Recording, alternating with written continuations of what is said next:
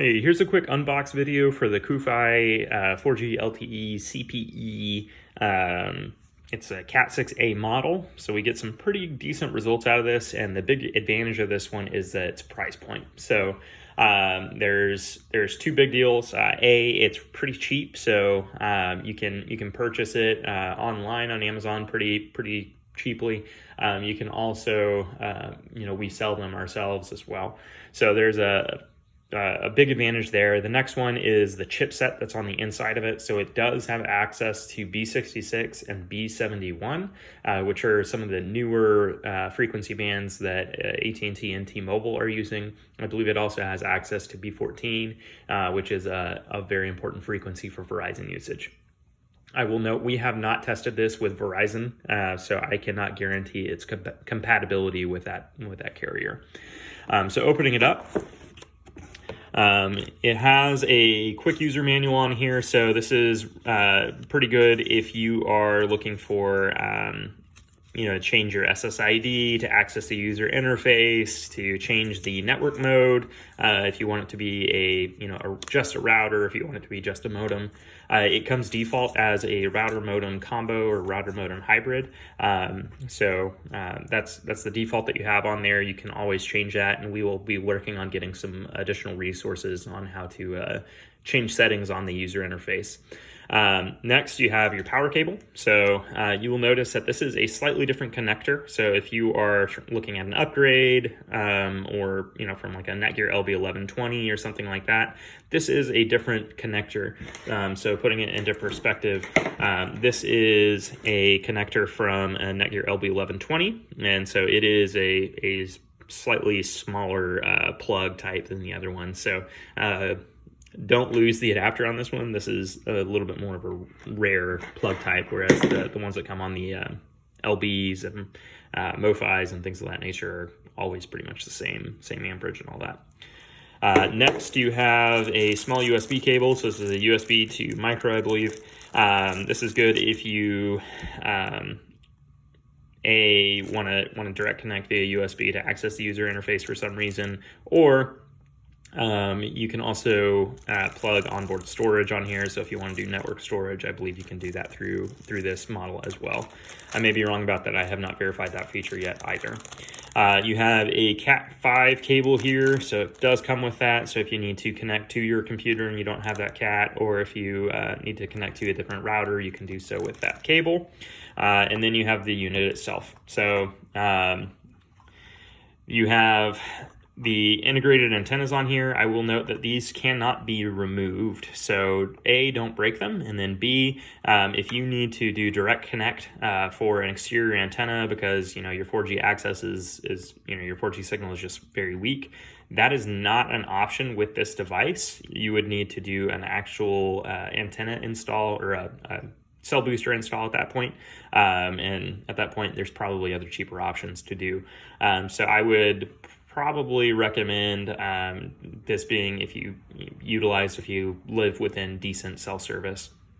You have your status indicators on here. So you have WAN, LAN, Wi-Fi, power, wireless protected setup, network, and data. So WAN is if you had another modem plugged into this and you're utilizing it for internet service. LAN is indicative of whether or not you have devices on the inside of your house that are working.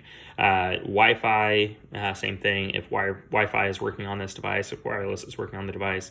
Power, pretty self-explanatory. Wireless protected setup, which is a way for you to get around having to input a password on your devices whenever you're setting them up. So like TVs and things that are a little bit tougher to put in, to enter in a password. Network, so that is verifying that there is actual network connectivity. So if you have a SIM card installed on this and that network light is not on, then chances are that is there's an issue with authorization on your card, or it's not on an active account. And then data, that's just indicative of whether or not there is actual data being pushed through the modem itself to the devices on the other side.